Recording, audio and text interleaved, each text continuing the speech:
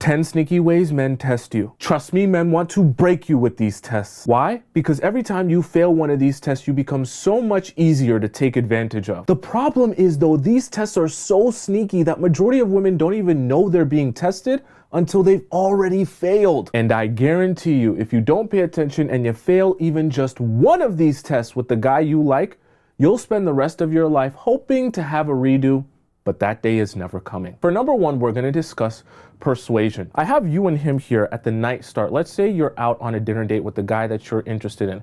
Now, you have a particular place that you want this situation to go. He also has a particular place that he wants this situation, this dinner date to go.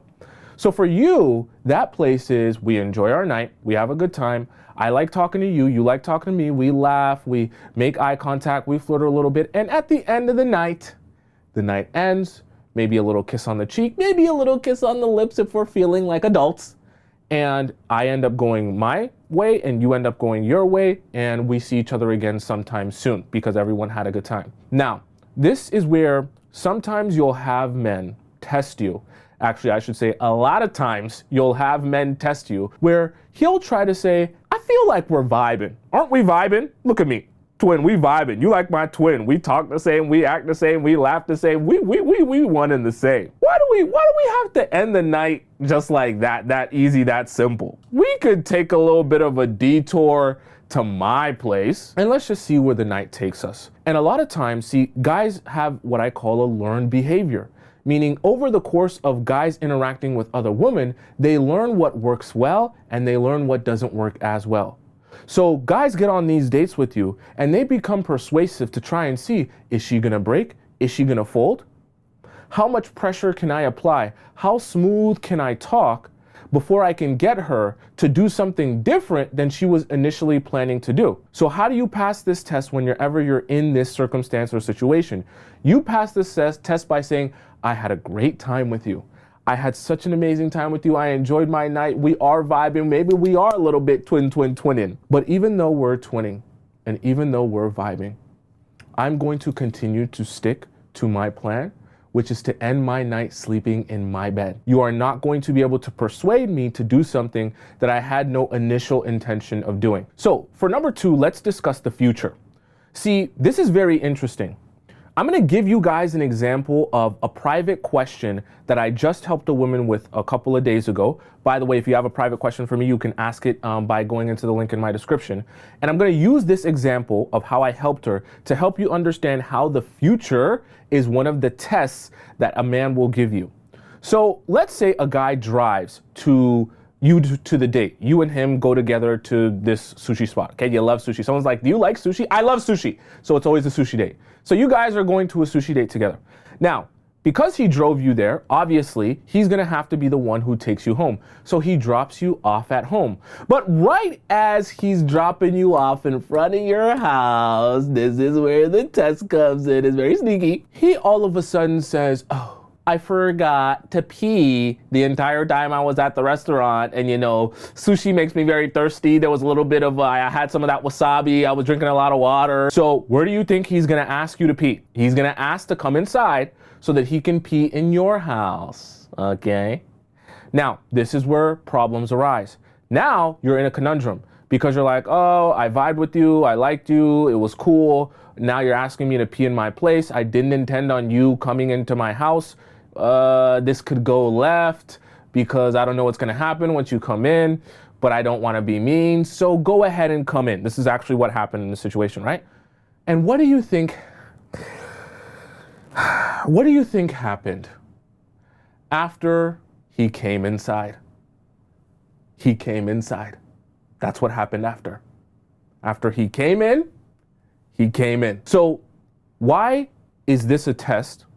And what does this have to do with the future, okay? As a woman, you have to understand, you have a major responsibility. I know it sucks, but I'm just telling you the truth. You have a major responsibility to be forward thinking about, okay, when this situation happens, how is this going to affect the next situation? What are the options here? How could things escalate? The reason you have to be thinking about how things will escalate is because a man in his natural masculine energy is going to make attempts to escalate things.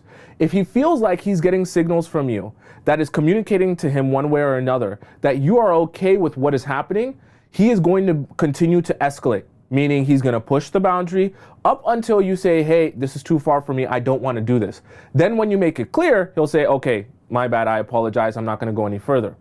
But here's the problem. If you're not looking forward to the future and you're not thinking about, okay, how could things escalate from here? Where are the places where now I could be in a kind of a weird spot or be backed into a corner or be forced to make a decision under a little bit of pressure? And you have to start thinking about that before you say yes to this thing. Because as things escalate, you'll say yes to one thing, and then you say yes to the next thing, and then you say yes to the next thing, and then all of a sudden you're in this position where you're like, oh my God, I just slept with this guy on the first night. I was not thinking about doing that. For point number 3, we're gonna discuss change. It's very important to strike a balance between what is an adjustment, right? Or a compromise in a relationship, a romantic relationship with a man who's also investing in you, and what is you changing the essence of who you are to be more like what a guy wants. Let me give you an example of change that goes too far, that becomes a failed test. Let's say he doesn't like the fact that you have a really full life. You have so many friends, specifically girlfriends, that you love to hang out with. They're always inviting you for girls' trips. You guys like to take vacations. You guys like to go out to restaurants together, go out to museums together. They're not necessarily problematic girls. They're just outgoing girls who like to have fun, like to chit-chat, like to have experiences. That's the vibe and the essence of the tribe that you surround yourself with. You're like one of those girls. But you meet this guy and you really like this guy and you really want him to like you. And he tells you, well, to be honest with you, I don't really like the fact that you got so many girlfriends. They're always inviting you to this place and inviting you to that place and inviting you over here and over there. And there's always guys around, because guys are around everywhere. And I don't really like that idea in general. I don't like girls that are always going out and doing different things. I would rather prefer to be with a woman that only enjoys hanging out with me. She doesn't really care about hanging out with this girl or that girl or Michelle or Samantha or Stacy or whoever. She only sees me. She only wants to spend time with me, and she only finds it fun going out and doing things with me. That's the type of girl I want. But you're this girl. And so an example of a failed test would be you saying, okay, I guess, since you like girls that only want to hang out with you, you go from being this girl who has a tribe of girls that like to go out and do things and explore to being this girl who you're like, yeah, I like hanging out with you better than anything. No, I told Michelle, yeah, I don't really want to go to that museum thing. That's dumb anyways. We already said that we were going to watch a movie together, so I'd rather just stay in and watch this movie with you. I like spending most of my time with you anyways. What is happening here? He's going, good girl. You're listening. You're changing yourself, right? Not making an adjustment, not making a compromise. You're changing the essence of who you are to be what I want you to be, right? So now, right, you don't have a personality. You don't have a foundation. You don't have an identity. Your identity is what I want your identity to be. So I tell you the list of things that you must have if you're going to be my woman, and then you figure out how to change every single aspect of who you are. I don't care how fundamental it is to your personality. If I say I don't like a girl who laughs, you don't laugh, right? This is how serious it'll get. This is why I say it's a test. They want to see how far you'll go with your change, right? Then slowly but surely, even when you change the one thing, then it'll become another thing. Then it'll become another thing. For point number 4, we're going to discuss silence. Now, this is a very tricky one. See, when a guy gives you energy, they will use silence as a way to see how desperate are you for my validation and what are you willing to do for that validation, right? And this is the craziest part about this test. Some guys even do this inadvertently, by accident. Just because they're busy or just because they're doing things. And they'll go from meeting you, seeming like they're so interested in you, talking to you every day, calling you 24/7, and then just one random day, they won't call you. They won't text you. They'll seem distant from you. they'll seem uninterested in you. And then the silence that this fills, right? The same way when he was giving you a lot of energy, it was taking you up through the moon. Now that he's not giving you as much energy and he's being silent, now you're down in the dumps, okay? This is a very dangerous place to be in, because when you're in this state, a lot of women make major mistakes. Let's be so for real. Majority of the private questions that I help women with, situations that I help women solve, okay, problems and issues that they have, happens 90% in this state right here, where a man is giving some sort of silence or taking away his energy in some way, shape, or form or fashion. And then because of that, the reaction that you have is, oh, okay, I'm scared now. What's happening? What are we doing? Oh my God, we've lost him. Oh my God, control, code red, code red. When they're happy, it's easy to stand on what you're about. It's easy to have your identity. It's easy to say no to a man. It's easy to feel like you're in a position of power. As soon as women get into this area and then they have the mental state where they're kind of having a breakdown because they're like, oh my God, what do I do now? This guy's not giving me energy. Now, all of a sudden, the first thing that they run to is, let me change up everything that I've been doing to be a feminine woman, to allow him to approach me, to chase me, to pursue me. I need to switch up the entire strategy, okay? In fact, let me use a different strategy that consists of me reaching out to him, me texting him, me calling him, me checking up on him, me planning my own dates. Oh my God. But because of that silence, it's brought out your desperation and you failed the test. Because whenever a guy gives you silence, whether it be accidentally or whether it be on purpose, we want you to pass the test by showing him that he is not going to be able to control you and control your emotions by whether or not he chooses to give you energy or take it away from you. This is, maybe I should have put this at number one, but this is such a vital test and step to establishing the power dynamic in your relationship. I know a lot of y'all don't want to play games and everything sounds like a game, but I promise you, when you build a relationship with anyone, platonic, with family, romantic, there is a power dynamic. Everyone is fighting and battling for power. And if you show him during this time where he is silent, that you will fold, that you will do things outside of your character, that you will change up your entire strategy, you are giving him so much power. You are showing him that he is in control of your emotions. He can take you up high and he can take you down low. We're going to discuss, for point number 5, we're going to discuss punishment, okay?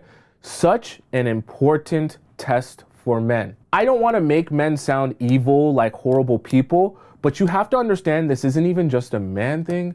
This is a human being thing. When people meet you, they will test you to see how much they can get away with. I'm gonna say it again so you don't miss it. When people meet you, eventually at some point in your relationship, in your friendship, they will test you to see how much they can get away with. Everyone in your life is gonna do that to you at some point. Even you do that to other people. Remember, I told you, relationships are also power dynamics. When you build a relationship with anyone, you're establishing a dynamic.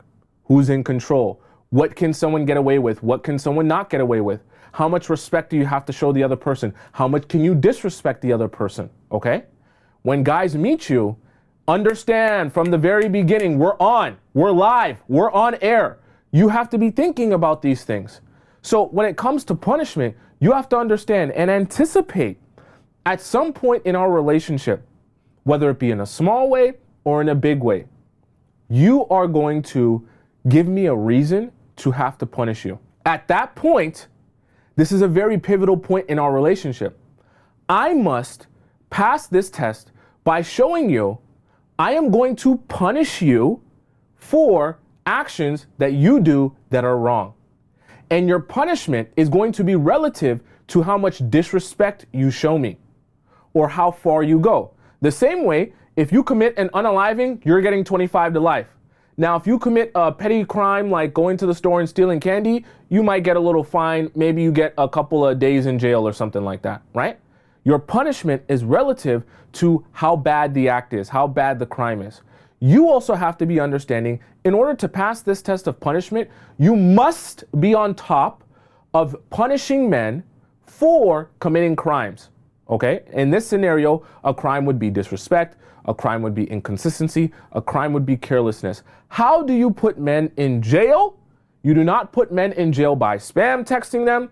You do not put men in jail by crashing out on them. You do not put men in jail by cursing them out. You do not put men in jail by calling them a million times, okay?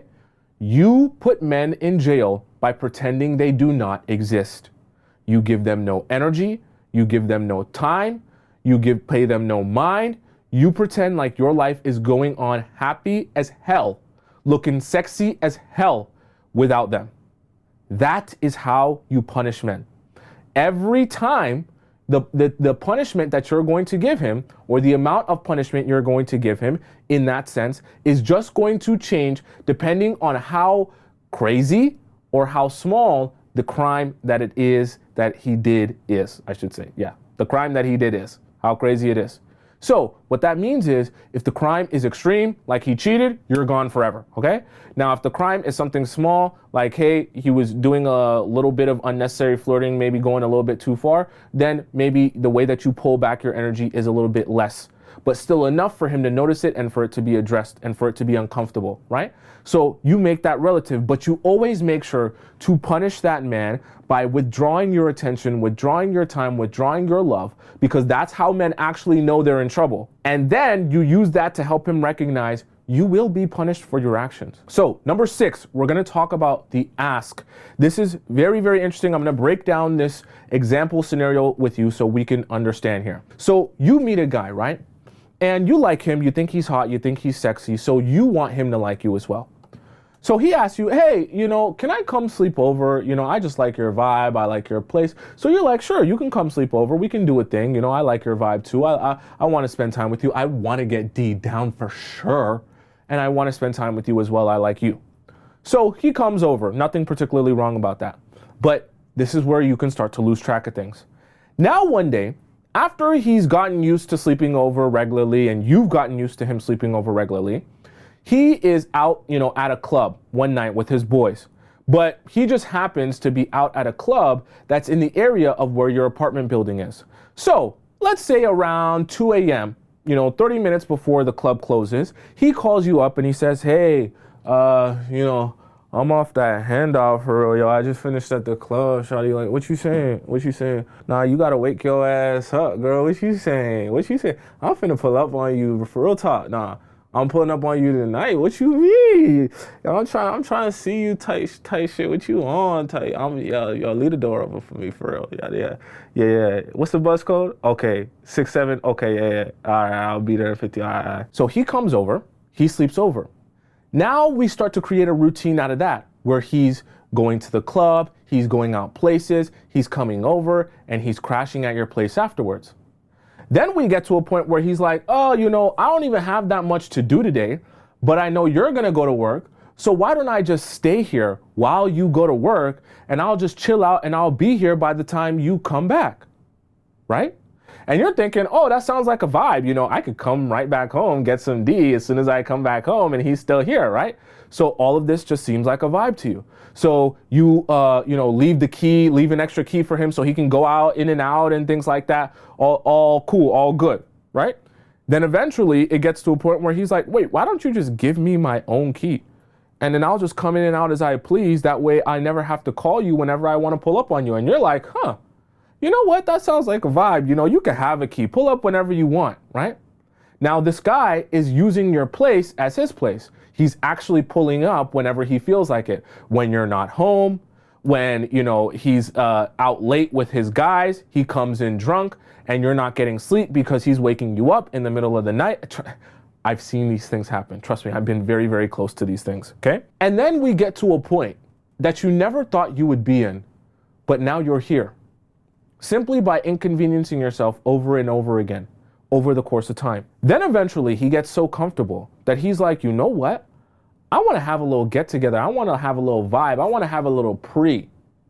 So before he goes out to the club with his group of friends, which includes other girls that he's also smashing, he says, I got a key to a place that's downtown right by the place we're going to go out to the club. I'm just going to invite people over, have the pre at your place, and then we're all gonna go out without you because I know you got other things to do. Maybe you got work and all this other stuff. So then he invites, I've been at these pre, so I know this to be true. So then he invites a bunch of people, including girls that he's also smashing, to your place to have a pre for the going out to the club all together. And then all these people, drunk people, come over to your place that you don't know. They're breaking stuff, things falling over. They're putting their shoes on your carpet and on your floor. People are sitting on your bed in their outside clothes. And all that fast, you're getting taken advantage in a major way just by simply allowing yourself to be inconvenienced by this man's ass over and over and over again, and never knowing how to actually just say no. This is too much. I don't care how cute you are. I don't care how much of a vibe you are. I don't care how cool we're getting. There will never be a point where I'm going to let you do certain things. Because each step of the way, when you say one ask, and then you feel closer to this man, the next time, the next ask feels harder to say no to because you're like, well, we're so close now. How can I say no to this guy? Until finally, you're not able to say no to even the wildest of asks. Number 7, let's discuss disrespect, okay? Similar to punishment, what you have to understand is there's always kind of a balancing act where men are seeing how much disrespect are you willing to tolerate before you'll actually walk away from him, okay? Now, this kind of goes hand in hand with punishment because as you're punishing a guy correctly, relevant in correlation to how much disrespect he's showing you, there will be an understanding of, okay, you're not going to be tolerating that much disrespect before you'll actually walk away. But on the opposite end of the spectrum, if this has a crazy imbalance, meaning you're not punishing him relevant to the disrespect he's showing you, you're not doing a good job of staying on top of that and keeping that balance healthy, now all of a sudden, he feels like he can show you a crazy amount of disrespect and you're gonna tolerate that disrespect. Then what happens is eventually you'll get to a place where he'll put you in a very precarious situation. He'll disrespect you so much, not just in your face, in front of other people that you know, whether it be your girlfriends, your family, or a combination of both, or just in public in general. And he'll disrespect you in a way where he'll literally look into your eyes and say, hypothetically, I dare you to do something about it. I dare you. He'll get to a point, and I'm telling you, I've seen this happen with women. He will disrespect you so crazy. Your only option, if you want to stand up for yourself and have any self-respect, is to end the relationship right then and there. But when guys get so brazen because you're not passing the test of giving the proper amount of punishment, they will dare you to do something about this level of disrespect. An example of that could be like getting to the point where you don't say anything to him about the way he's interacting and flirting with girls, to the point where he's literally grabbing up on a girl, grabbing her ass, dancing with her in front of you. I know some of you be like, I would never allow that to happen. I'm telling you, I've seen some crazy stuff. I've seen some crazy stuff. For point number 8, we're gonna discuss hope. Hope is a drug, a very intense, very addictive drug. Men will use hope to control you because you will become like a mouse chasing your cheese. Hope will become your cheese, and you'll be running around in circles constantly trying to chase hope. Someone in the chat said hopium, okay? Right? It's called hopium. Now, the reason that this is a test is because if a guy understands that giving you hope will make it so that you will continue to put your best foot forward in the relationship, hoping that eventually things will change, even though they never do, he knows that this is a perfect dynamic, a perfect place for the relationship to sit where you're just a hamster running on a wheel, okay? The best example that I can give of that is being in a situationship with a man that instead of him telling you, look, to be honest with you, I don't want to date you. I'm never going to want to date you, no matter what you do, no matter how you dress, no matter how you talk, no matter how much you cook for me, I am never going to want to wife you. Instead of him saying that, he says, you know what? I don't really know what I want. I'm unsure about what I want. I'm just kind of feeling it through. I'm just kind of figuring it out. You know, maybe one day I'll want you, but maybe one day I'll want something else. I just don't know yet. We'll see. And you obviously have hope that one day he'll want to be with you. So what do you continue to do? You continue to do everything in your power to be a wifey to him. Take care of him when he's not feeling well. Go to his house, show up at his place like DoorDash. Oh my God. What are you doing that out of? You're doing that out of the hope that as you do that, he will like you more, and eventually he'll decide that he wants to date you. But this is why I say this is a test. When men give you non-answer, when they don't give you clarity as to what they want in this relationship, what they want in general, what the timeline of what they want is, or how they want to build this, or where they want this to go, when they don't provide you with clarity, they're hoping that you will live off hopium. The longer you can live off hopium, the better it is for him to be able to control you and get you to continue giving that girlfriend treatment, get you to continue overextending yourself, get you to continue inconveniencing yourself in the hope that one day your situation will look how you want it to look, even though he knows it's never going to look like that. So we're going to talk about actions. This, for some of you, is going to be very painful because this is going to be a very painful realization. The same way we talk about don't listen to his words, listen to his actions, you need to abide by those same set of rules. Let me give you an example. So you go on your date and you're on your high horse talking about, I hope you don't think I'm like any of those other girls you dated. You thought you had a girl with a fat, can I say ass? With a fat ass. I'm the girl with the fattest ass. You thought you had a girl that was spicy. I'm the spiciest. You thought you had a girl that was smart. I'm the smartest. You thought you had a bad B. I'm the baddest B you done ever met. And if you think you gonna get away with the same stuff that you got away with those girls, you ain't getting away with that with me. Okay? So you're talking up a big game. And you're making yourself seem like, oh, you the biggest, baddest ever, okay? I want you all to understand this concept because I know what you listen to, I know what you watch, I know what you consume. So we need to address this now. This is gonna be probably the most important part of the show. I love you and I care about you. I wanna see you succeed. I know you listen to things like 50 Shades of Grey, 365 Days, you'll read your smut books, you'll read your dark fantasy and dark romance books. I'm not saying stop doing that. I'm not saying stop enjoying that. I'm not saying stop touching yourself to that. But what I am saying is understand this concept, okay? When you say something like this is a very important statement to make. You have to back this up. There's a lot of women that get here, and what will happen is they think it's cute to be like, oh, I'm the prey and you're coming after me. Oh my God, and you're just a big, strong man that's gonna take me over. So when I say no, I'm not that type of woman, what I really want is for you to be such a big, strong, stern man that you take it from me anyways. I know it's in your dark romance books, I know. So you're thinking it's cute to let him have his way with you because he's so persuasive, because he's such a man, because he's so masculine, so strong, and just such a monster, such a beast, like in your dark romance novels. But the problem is, this is not a dark romance novel. And it's not having the same effect as you're imagining that it has, because now you've just taken all of this, you've scratched it out, and you've made yourself look like a fool, okay? And this is a major test. I would rather, truthfully, if you're gonna go out on a date with a man, I would rather you sleep with him on the first night and not say anything like this than for you to say this and then proceed to sleep with him. Because at least if you don't say this and you just sleep with him, we can make it seem like, hey, you planned to do it, you did what you wanted to do, nobody coerced or convinced you to do nothing, okay? That was your decision. But when you do this, this makes you look very silly, very foolish, very dumb, right? When you say this and then you end up doing that, what happens is guys say, huh, okay, noted. She is not a serious woman at all.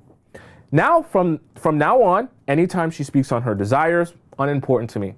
Anytime she warns me about, hey, if you keep doing this, I'm gonna break up with you and I'm gonna walk away, don't listen to none of that. None of that matters, right? Now, from now on in your relationship, once you do something like this, you show him he doesn't have to take anything you say with your mouth seriously, nothing. Because you don't even know how to back up your own words with actions that make sense. But it starts with you, and it starts with showing him that when I say I won't do something, when I say I'm not like those other type of girls that you can sleep with on the first night and you can do whatever you want with and I actually mean that. And I'm not gonna be cute about the fact that, oh, wow, you convinced me. Oh, wow, you persuaded me. Oh, wow, this is a dark romance novel. That's not cute. Number 10, we're going to discuss the confirmation, okay? Now, this is something they're all important today. I keep saying this one's so important. This one is actually important as well, because this is one we haven't gotten a chance to discuss. I keep getting these in private questions, so I want to address this one. This one gets very confusing for some of you. So we're going to break down a whole week scenario, and we're going to break down the idea of what timing should look like and why this ends up being a test to see where you're at mentally. Confirmation. So let's pretend that you're supposed to go out on a dinner date with the guy. Monday, he asks you out on this dinner date, okay? So, you know, I love sushi, so it's gonna be a sushi date that he plans with you on Thursday. Thursday is the dinner date, okay? So Thursday is your dinner date day. Now, because of that, and because of the fact that he's not a huge texter or a huge caller, he just kind of pulls up on you when he pulls up on you, he doesn't really text you on the Tuesday, let's just say for the sake of example. So now, Wednesday, at some point during the day, you're expecting some sort of confirmation about tomorrow, okay? So the day of the date comes on Thursday, and let's say the date is at 7 p.m. Now you're kind of unsure on what to do because it's the morning of Thursday. He hasn't given you a confirmation on Wednesday night, he didn't text you on Tuesday, and he asked you out on Monday. So now you don't know what to do. This is where I say this is a test. It's a major test, okay? And it's a confusing test for a lot of women, which is why they fail it.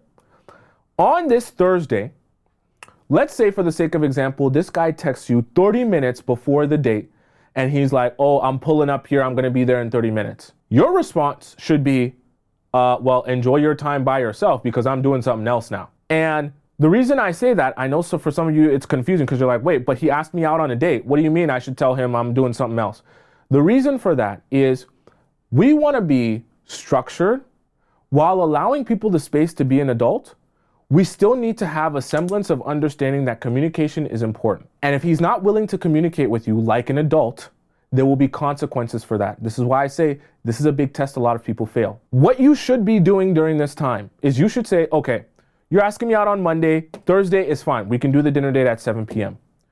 Now, what I want you to have in your mind so that none of you are confused when it comes to how to pass this test is up until 3 hours before the time of the date. So if the date is scheduled at 7 p.m., he has until 4 p.m., okay?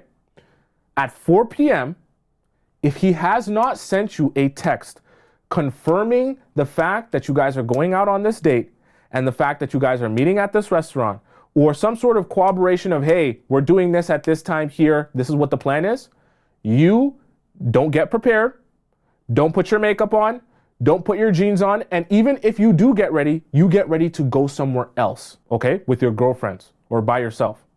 The reason I say this is because you do not want men to get into the habit of thinking, hey, I can kind of book you how and when I feel like. I can forget about you, stash you away, and come back to you when I'm ready. Okay? If he's not going to approach this with professionalism, trying to think of a different word, but professionalism is really the best word. Professionalism with being scheduled, being organized, and being planned, well, then he's just not that serious about it. And here's the other part of the test, because a lot of women get confused. They say, okay, well, if I'm going to deny this dinner date on Thursday because he waited till 30 minutes before to confirm with me after not saying anything for the whole rest of the week, well, then when do I see him again? What if he's like, okay, let's see each other on Friday. Should I see him that day? No. This is, again, where a lot of women fail this test. You don't just say, okay, well, yeah, you forgot, you didn't communicate, so I'll see you the next day. It's not enough of a punishment for him to feel like he made a mistake, like he needs to make an adjustment. What you have to say is say, nope, we didn't go on this dinner date Thursday. I know you're disappointed. You don't have to say that you're disappointed, even though you are. But you say, I know you're disappointed, but you're not going to see me on Friday. I have other stuff to do. So the closest that you can schedule me, if you want to schedule me now, is going to be Saturday or Sunday. That is how you pass this test, because now it forces him to say, damn, I missed out on this opportunity to see her by not being communicative with her and letting her know what's going on ahead of time, being organized and scheduled with the way that I see her, and bringing a level of seriousness and professionalism to the way that I date her, and intentionality. Now I'm paying the price for that. The price is not just I won't see her tonight, so I'll see her tomorrow, okay? The price is I'm not seeing her tonight, I'm not seeing her tomorrow, and at closest, it will be Saturday or Sunday before I can see her again.